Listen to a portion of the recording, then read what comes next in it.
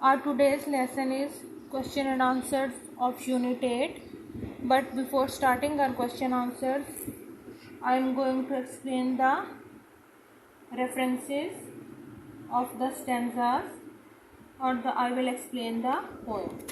The poem first stanza is, whose words these are, I think I know. His house is in the village, though he will not see me stopping here to watch his woods fill up with snow. Here the poet says that he don't know that whose woods these are. Maybe the owner of the woods live in the village, and he will not here to see that the traveler or his horse is in the woods, and he will also not see him to see that his woods are filled up with snow. Now come to second stanza. My little horse must think it queer to stop without a farmhouse near, between the woods and frozen lake, the darkest evening of the year. In the second stanza, the poet says that the poet's little horse finds it strange. Queer means strange. That the poet's little horse finds it strange to stop at a place where there is no farmhouse nearby. And it is also the darkest evening of the year. They are standing between the woods and the frozen lake. The horse is between the woods and the frozen lake. White snow, dark evening, and frozen lake presents a beautiful scene, and the poet wants to enjoy the beauty of nature. Therefore, he stops there. The third stanza is, he gives his harness bells a shake to ask if there is some mistake. He stops there. The third stanza is, he gives his harness bells a shake to ask if there is some mistake. The only other sounds that feed of easy wind and downy flake. He gives shows the horse. It tells us about the horse that the horse gives his harness bells a shake, and he is asking a question that if he has committed some mistake or if his master has committed some mistake. He also hears the sounds of blowing cold wind and falling soft snowflakes. The horse gives a jerk, and in this way he impatiently shakes the harness bells. That there is also the sound of light wind and soft flakes of the snow.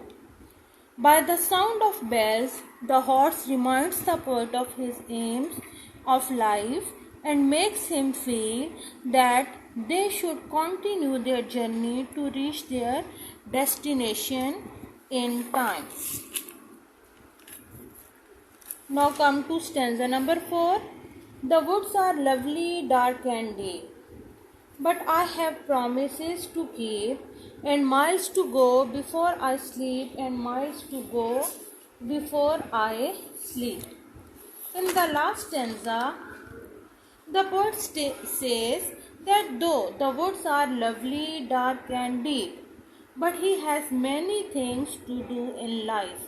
He has to fulfill his promises. He has to travel a long distance before he reaches his destination and takes rest. He reminds himself that he must not remain here, for he has promises to keep and a long journey ahead of him. Overall, the poet says that the poet is in the woods. The evening is darkest evening of the year. It is very cold evening. Unit. The first question is, come to question answers. The first question is, who is the speaker in the poem? The speaker in the poem is the horse rider or traveler. Traveler is also the horse rider, therefore you can give both the options. You can also write horse rider or traveler. Therefore you will write that the speaker in the poem is the horse rider and the traveler. The second question is, whom does the speaker refer to in the first stanza? Whom does the speaker refer to in the first stanza? In the first stanza, the speaker refers to the owner of the woods. Its answer is owner of the woods.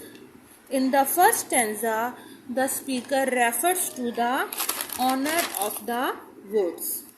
Question number 3 is, why does the speaker stop on the darkest evening of the year? Its answer is, the speaker stops on the darkest evening of the year because the woods are lovely, dark and deep, and he is fascinated by the beauty of nature.